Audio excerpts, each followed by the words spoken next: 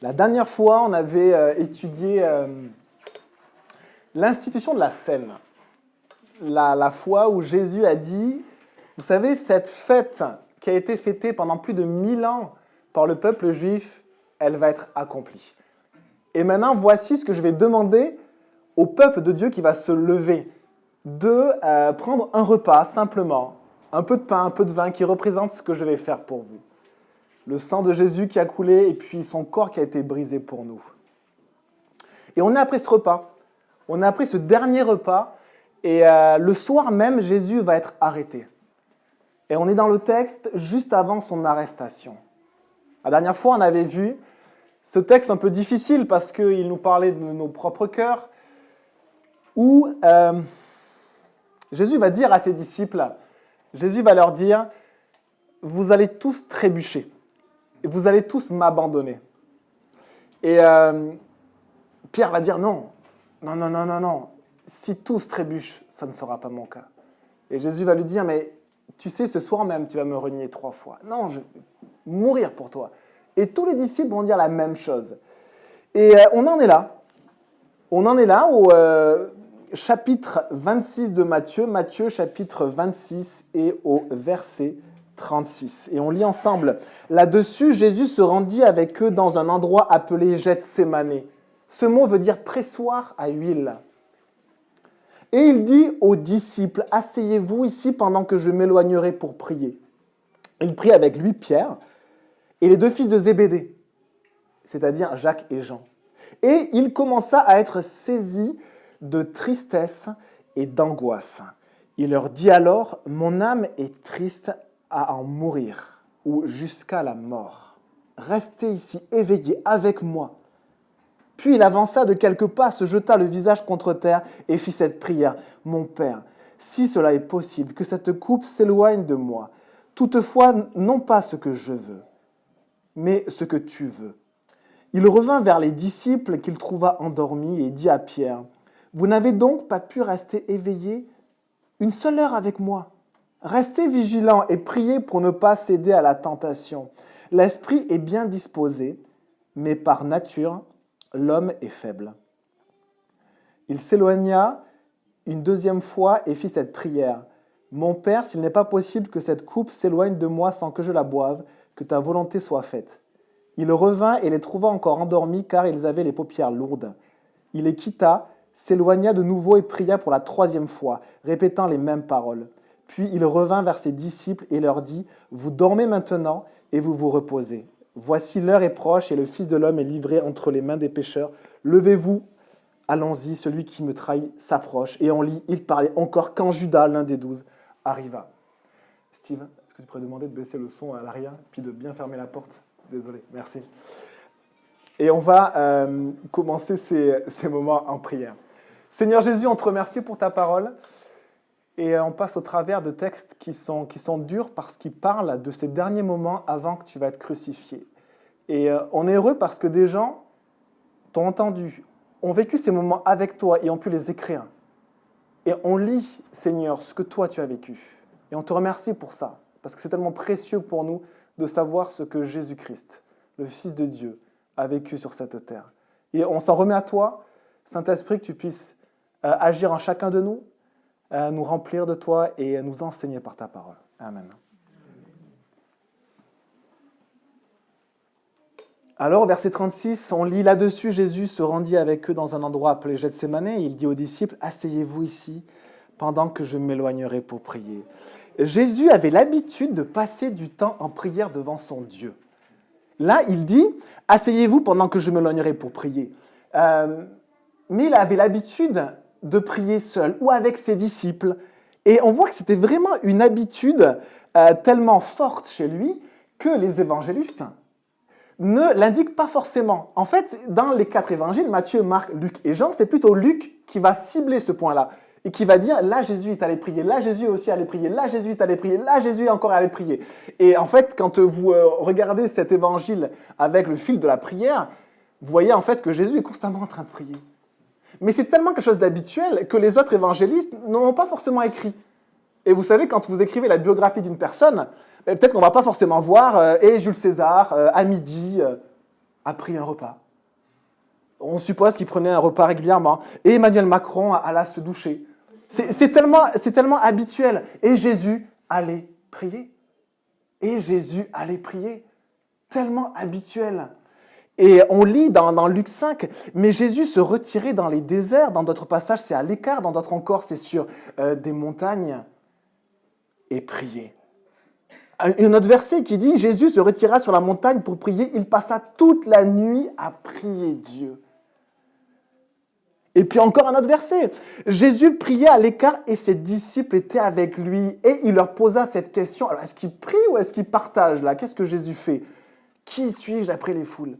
Eh bien, le jeudi soir, on se retrouve pour partager, pour prier, comme Jésus a fait simplement avec ses disciples. Prier, un moment ensemble où on peut aussi partager de ce qu'on a vécu, de ce que Jésus a fait pour nous. Et Jésus le faisait tellement simplement, tellement habituellement, tellement régulièrement. Et Jésus aussi a dit ceci. Il a enseigné à ses disciples pour leur montrer qu'ils devaient toujours prier sans se décourager. Et alors on voit au verset 37 de Matthieu 26, il prit avec lui Pierre et les deux fils de Zébédée, donc Jacques et Jean, et il commença à être saisi de tristesse et d'angoisse. Et il leur dit, « Mon âme est triste à en mourir, restez ici, éveillés avec moi. » Les mots qui sont utilisés ici, il y en a d'autres dans les autres évangiles qui parlent du même moment. Il y a Marc qui dit que Jésus commençait à être saisi de frayeur. On lit les mots saisis de tristesse, l'angoisse, un grand trouble intérieur qui peut aller même jusqu'à la dépression. On lit des termes tellement durs, des émotions tellement violentes que Jésus a vécu. La frayeur, c'est une peur vive, une peur intense qui saisit, qu'on a du mal à maîtriser, une peur panique face à ce qui nous attend. Et Jésus a ressenti, a vécu ça, même de la frayeur. Saisi de tristesse. Et Jésus va même dire une tristesse tellement écrasante. Être affecté au point de ne plus avoir le goût pour vivre. Mon âme est triste à en mourir. Une tristesse tellement forte que Jésus a vécu, a ressenti. Et l'angoisse, qui aussi peut être traduite par être tourmenté, ce grand trouble intérieur, cette peur, une inquiétude intérieure qui va jusqu'à ébranler l'âme et le corps, qui s'exprime même par des manifestations dans le corps. Et on va voir quand Jésus va prier, notre évangile dit que même sa sueur est devenue comme des grumeaux de sang. C'est comme si c'était rempli de sang. Et Jésus vit cela et la première chose, c'est que c'est tellement étonnant. Celui qui a fait des miracles, celui qui a ressuscité des morts, Jésus-Christ, en fait, est saisi de tristesse, d'angoisse, une tristesse écrasante, jusqu'à en mourir, de frayeur, affecté par toutes ces émotions qui sont tellement pesantes et difficiles à gérer, au point de ne plus avoir le goût de vivre. Et ce qui est surprenant, c'est que l'être humain vit toutes sortes d'émotions qui le submergent, qui l'attirent des fois vers le bas, qui le dominent, parfois qui l'usent, qui le rongent. On a tous vécu des émotions, sentiments qui sont très profonds en nous, qui nous ébranlent profondément. Et on lit dans ces passages que Jésus a aussi vécu des moments comme ça. Jésus a aussi vécu des moments qui l'ont complètement ébranlé, complètement submergé par des émotions difficiles à gérer.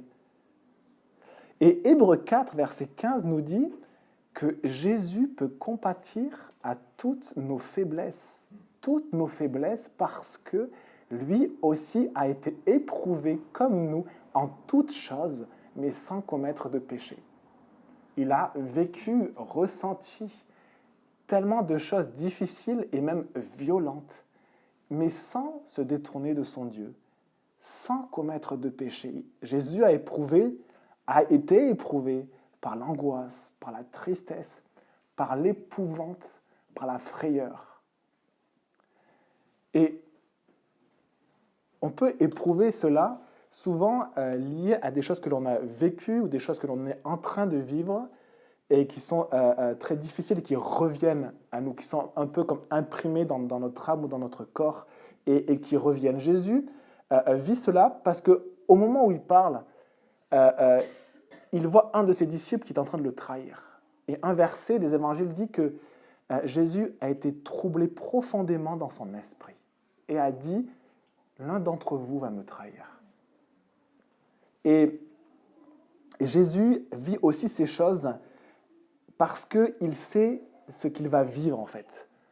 Et il sait ce qui est devant lui. Et ce qui est devant lui est tellement grand et tellement atroce et tellement terrifiant qu'il est saisi d'angoisse, il est saisi de tristesse, il est saisi de frayeur et d'épouvante.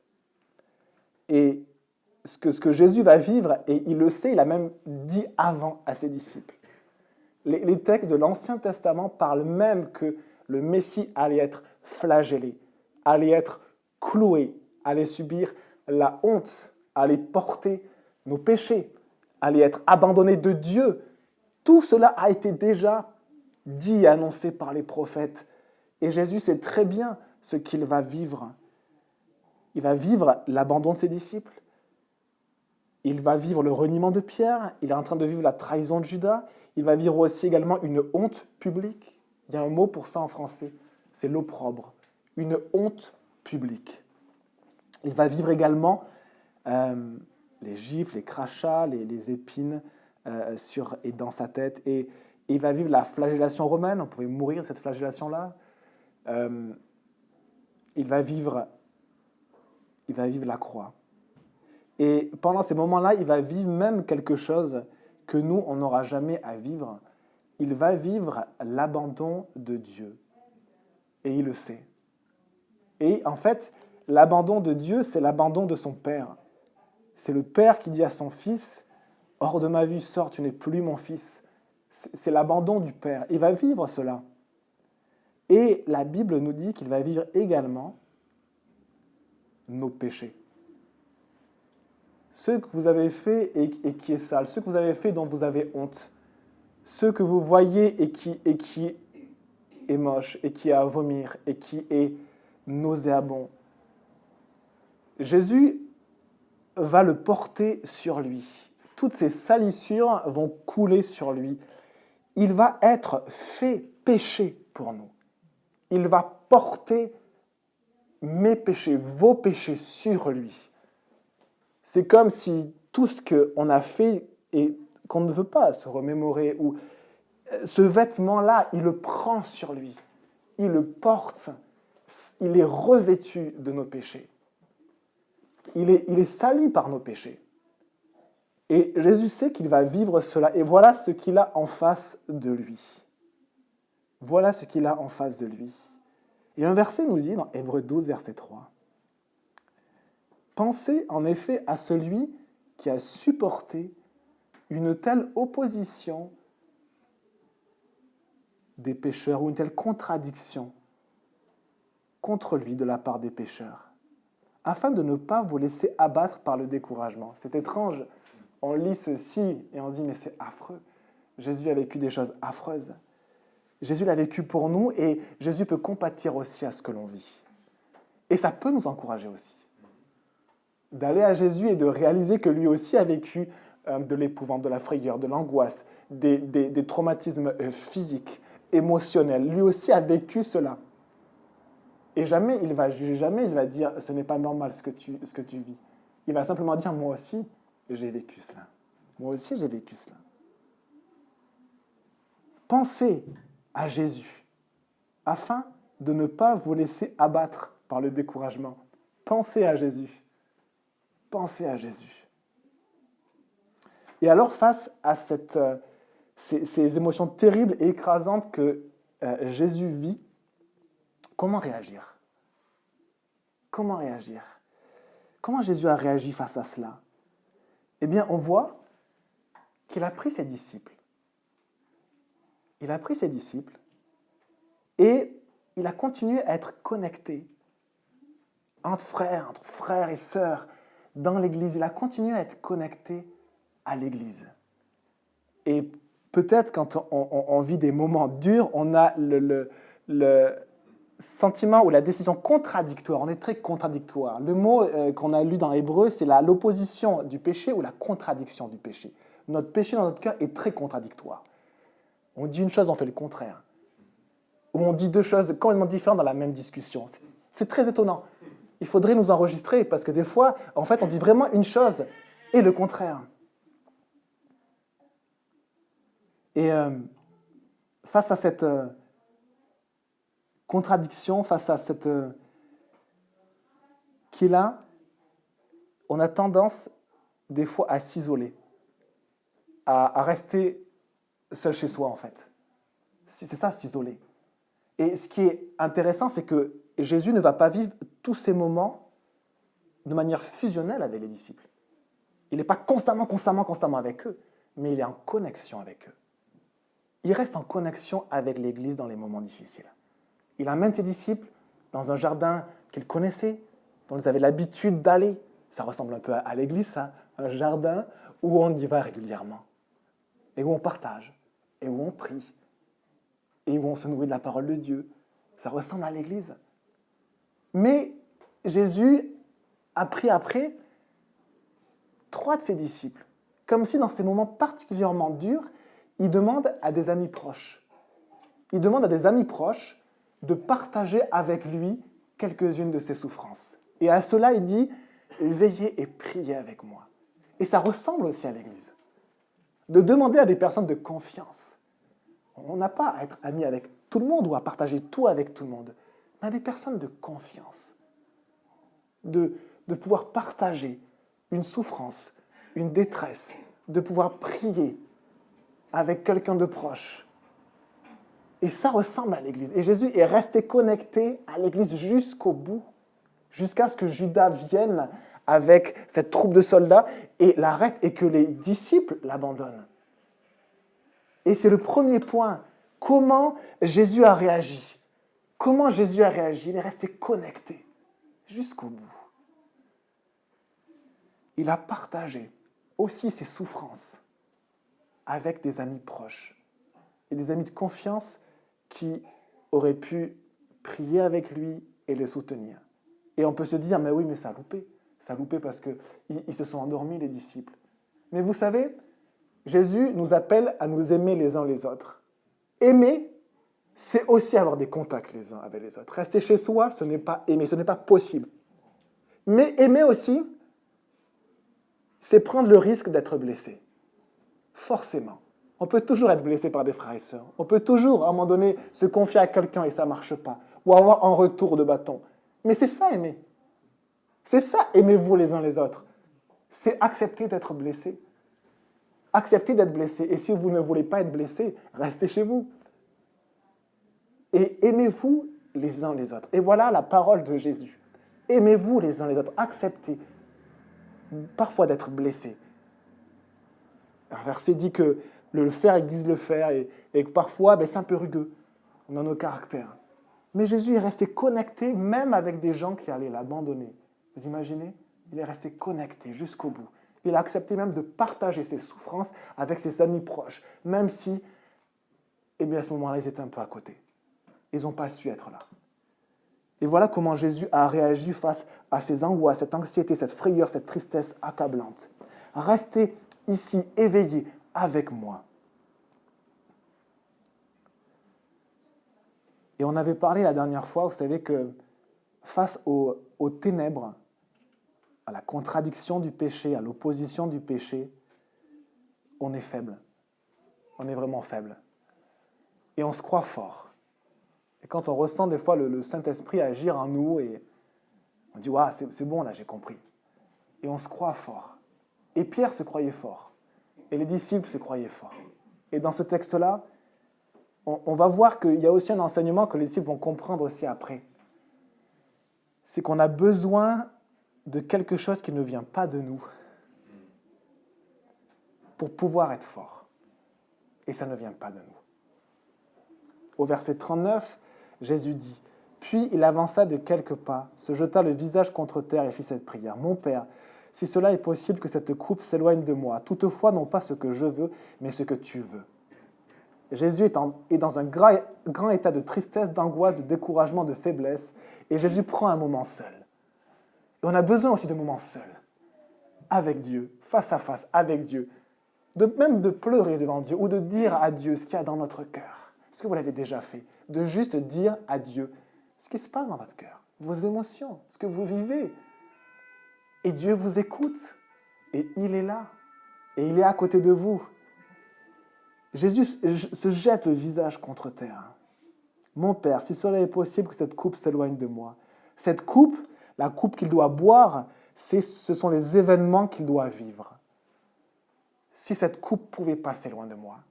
Jésus sait exactement que c'est une coupe insurmontable, une montagne insurmontable que Jésus va devoir vivre.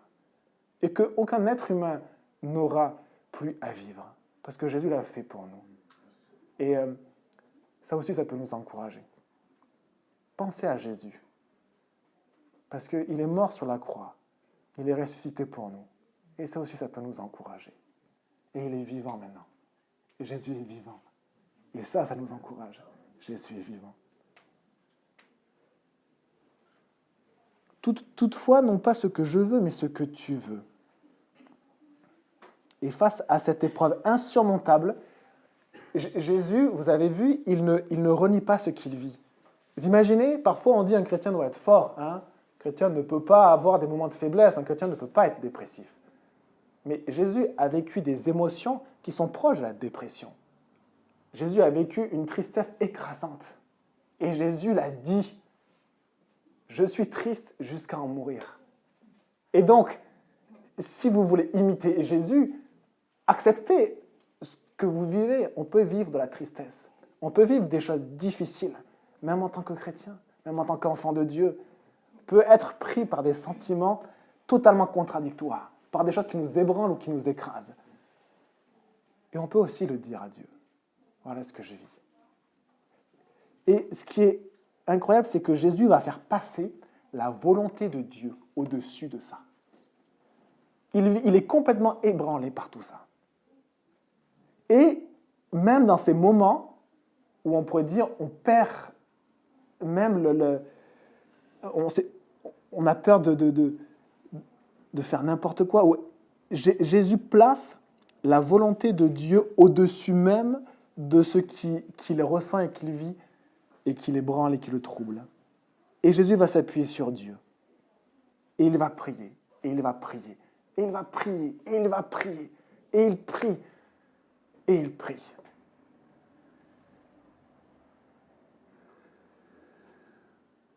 Et après, au verset 40, il revint vers les disciples qu'il trouva endormis et dit à Pierre, « Vous n'avez donc pas pu rester éveillé une seule heure avec moi? Restez vigilants et priez pour ne pas céder à la tentation. L'esprit est bien disposé, l'esprit de l'homme est bien disposé, il veut faire de bonnes choses, l'esprit de l'homme. Mais par nature, l'homme est faible.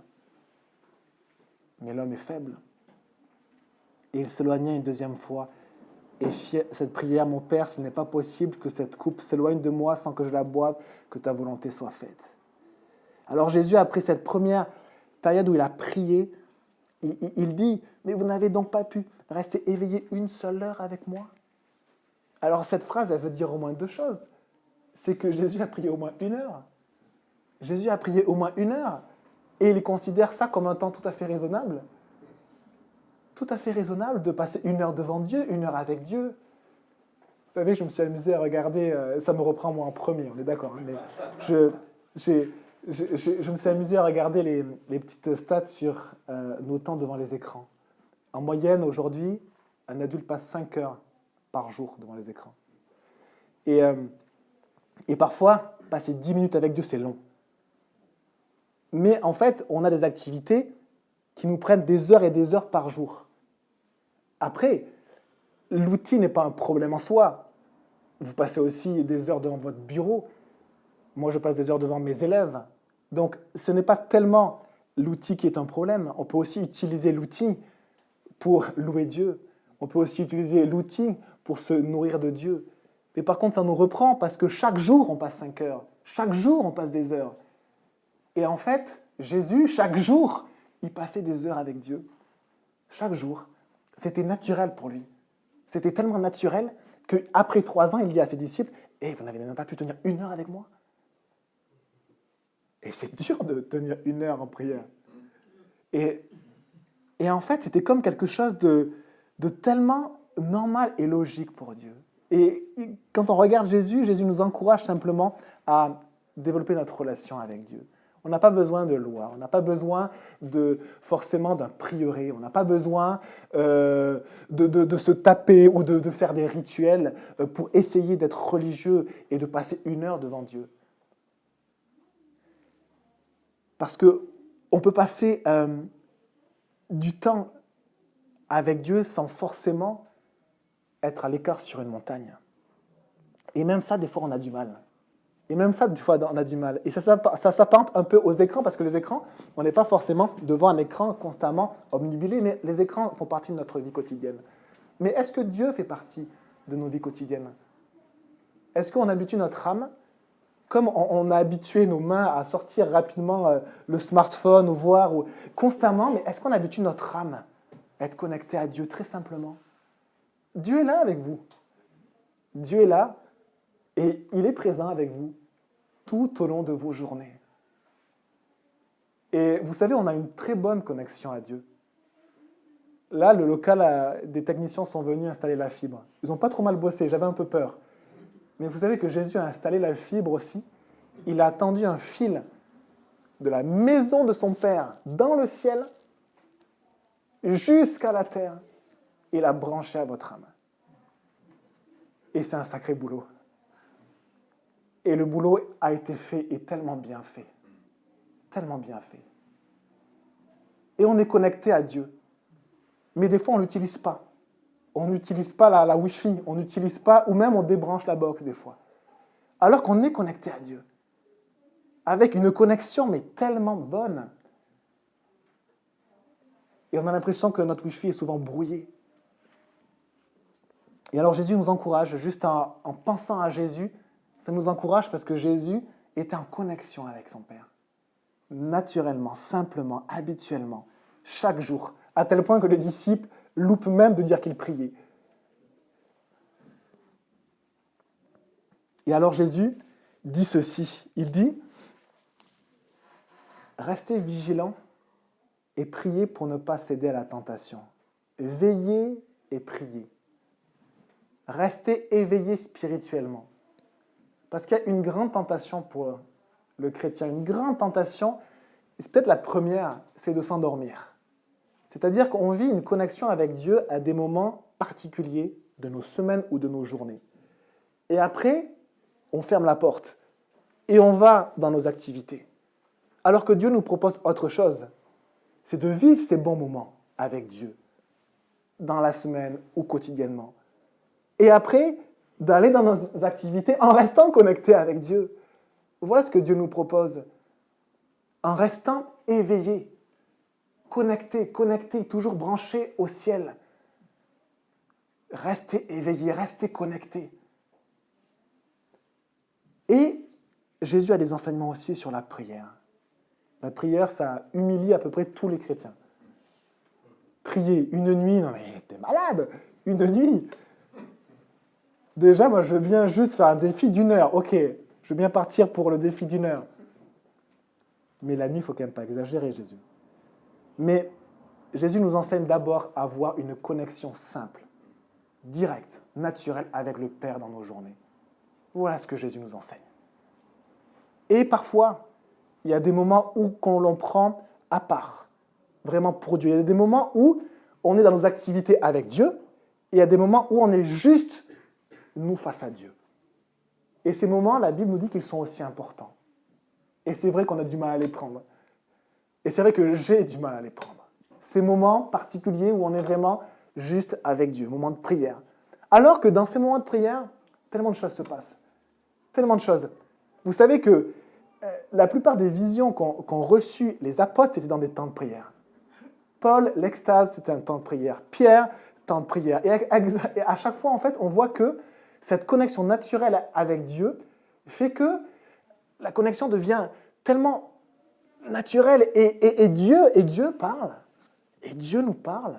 Et on apprend à écouter Dieu. Et on apprend à être conduit par Dieu. Et on apprend à marcher avec ses propres jambes.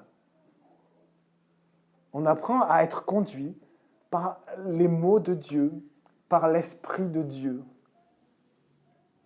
Être connecté à Dieu.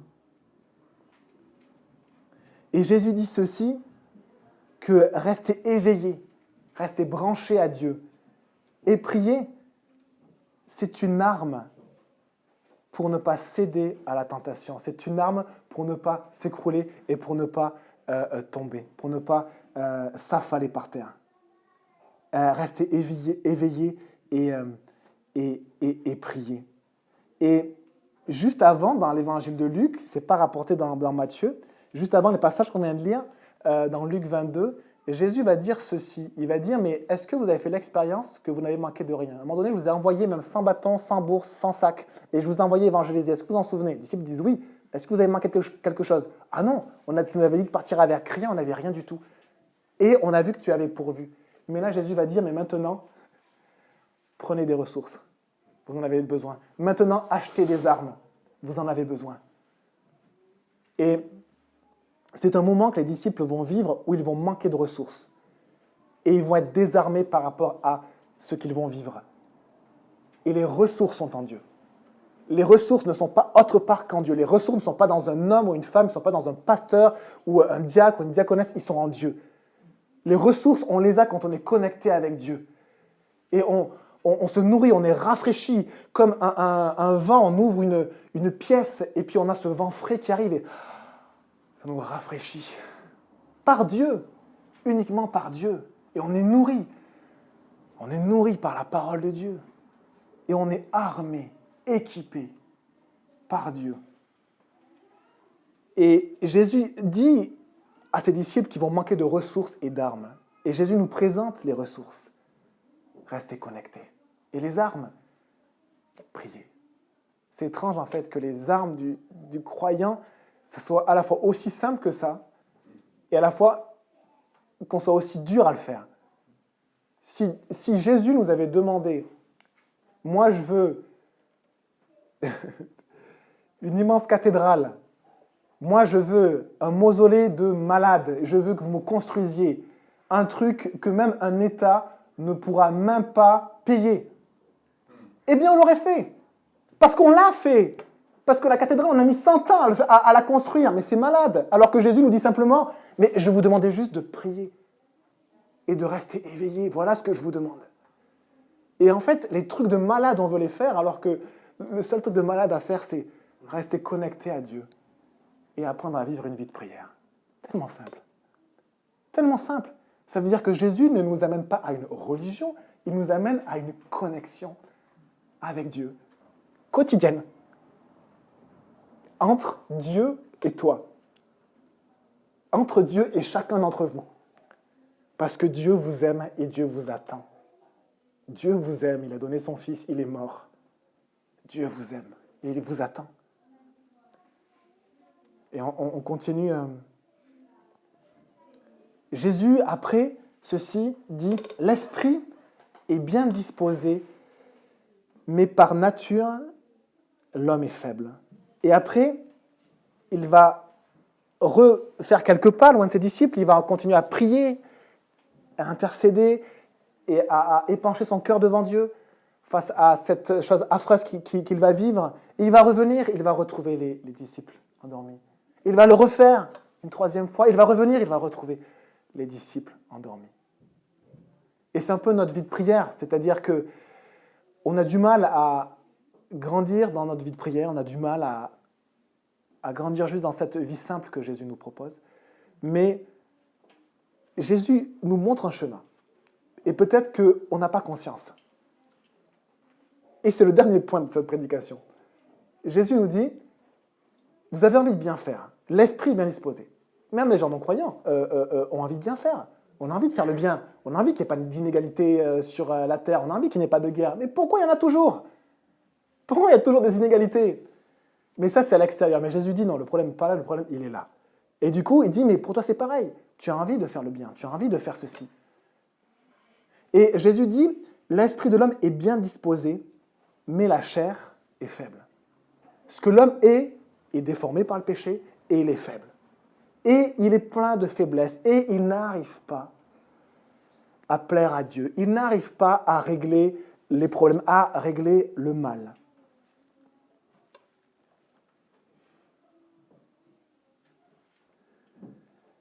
L'esprit est bien disposé, c'est un mot qui veut dire portumos, qui est prêt, bien disposé, plein de bonne volonté, et c'est ce qu'on est. Mais ce que nous sommes, notre esprit veut de bonnes choses, c'est comme les bonnes résolutions, mais ce qui agit en nous, l'énergie qui est en nous, est tellement insuffisante pour faire ce qu'on aura envie de bien. Mon esprit veut faire de belles choses, on peut vouloir servir, on peut vouloir évangéliser, on peut vouloir résister à la tentation, on peut vouloir régler nos problèmes, on peut vouloir aider, on peut vouloir être patient, on peut vouloir marquer notre génération, on peut vouloir faire plein de choses. Mais Jésus répète, ton esprit est bien disposé, tu as de bonnes idées, mais ta chair est faible. Ta chair est faible. Et le lieu dans lequel est Jésus, ce lieu-là s'appelle le pressoir à huile. Et l'huile, dans la parole de Dieu, elle a une signification. Elle a une signification très précise. Dieu choisissait des hommes pour devenir ses serviteurs. Et vous savez comment il faisait? Il demandait à un homme de Dieu, va oint cette personne, prophète, ou un roi, ou un prêtre. Oint cette personne, mets de l'huile sur sa tête. Je veux qu'il soit mon serviteur et qu'il fasse ma volonté. Que dit la parole de Dieu? Elle nous dit, celui qui nous a oint, c'est Dieu. 2 Corinthiens 1, verset 21, le même mot, oindre. Celui qui nous a fermis avec vous en Christ et qui nous a oint, c'est Dieu. Et même si on est chrétien et qu'on a le Saint-Esprit en nous, la parole de Dieu nous dit, ne vous enivrez pas de vin, mais enivrez-vous de l'Esprit Saint. Soyez remplis du Saint-Esprit. Mais Seigneur, on a déjà le Saint-Esprit. Soyez remplis du Saint-Esprit. C'est ce que la parole dit. Mais pourquoi? On l'a déjà. Jésus avait l'Esprit de Dieu en lui. Et à un moment donné, il va se faire baptiser par Jean-Baptiste. Et Jean-Baptiste témoigne. Il dit, j'ai vu le Saint-Esprit descendre du ciel sous la forme du colombe et se poser sur Jésus, revêtir Jésus, être oint, revêtu du Saint-Esprit. Même Jésus a été oint du Saint-Esprit. Et la parole de Dieu le confirme. Vous savez comment Dieu a oint du Saint-Esprit et de force Jésus de Nazareth. Mais pourquoi Jésus a besoin d'être oint du Saint-Esprit, sachant qu'il est Dieu, qu'il vient de Dieu, qu'il a le Saint-Esprit en lui? Et la parole de Dieu nous dit et annonce que l'on a besoin d'être oint du Saint-Esprit, même si on croit en Dieu. Jésus dit, vous croyez en Dieu? Croyez aussi en moi. Et Jésus dit qu'on a besoin de demeurer en Jésus, de demeurer dans son amour, de demeurer dans sa parole, d'avoir l'Esprit de Jésus en nous, et pas simplement, mais qu'il nous remplisse. Qu'il nous remplisse de son Esprit. Et là, ce que l'on n'était pas capable de faire par notre chair et par notre faiblesse, Dieu va nous amener à être capable de le faire par la puissance du Saint-Esprit.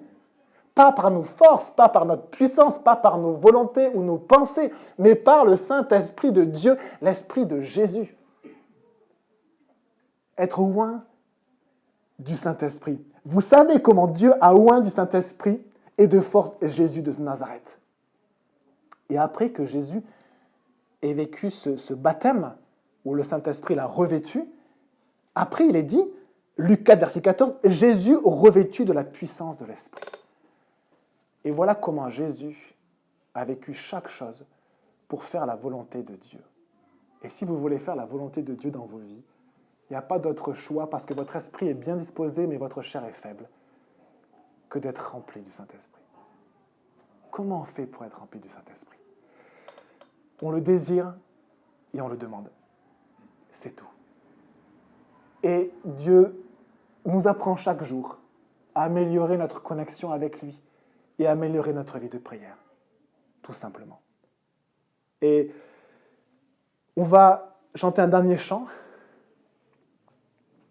Et si vous avez juste à cœur de passer un moment pour prier avec Nicole, avec Thibaut, avec Steve, avec moi, avec Laura, avec Lydia, avec Romaric, juste pour qu'on prie ensemble, pour qu'on soit rempli du Saint-Esprit. Faites-le, ne vous privez pas. Est-ce que vous avez déjà demandé d'être rempli du Saint-Esprit? Est-ce que vous avez déjà demandé? J'ai besoin d'être rempli de ton esprit. Je crois en Dieu, je crois en Jésus, mais j'ai besoin d'être rempli du Saint-Esprit. Jean 6, verset 63 nous dit, c'est l'Esprit qui vivifie, qui donne la vie. Ma chair est faible, il m'amène à la mort. L'Esprit est fort, il m'amène à la vie. L'Esprit vivifie. Jésus dit, sans moi, sans mon esprit, vous ne pouvez rien faire. On ne peut rien faire sans l'Esprit de Dieu, sans l'Esprit de Jésus. Acte 13, verset 52 nous dit, tandis que les disciples étaient remplis de joie et du Saint-Esprit. Et je vous lis ces passages. Et j'espère qu'ils vont vous choquer. J'espère qu'ils vont vous choquer. Acte 8, verset 14. Les apôtres qui étaient à Jérusalem apprirent que les habitants de la Samarie avaient fait bon accueil à la parole de Dieu. Ils croyaient en Jésus. Ils croyaient que la Bible était parole de Dieu. Et ils leur envoyèrent Pierre et Jean. Ceux-ci descendirent et prièrent pour eux afin qu'ils reçoivent le Saint-Esprit. J'espère que ça vous choque. Parce qu'on a besoin d'être rempli du Saint-Esprit. On a besoin de recevoir le Saint-Esprit.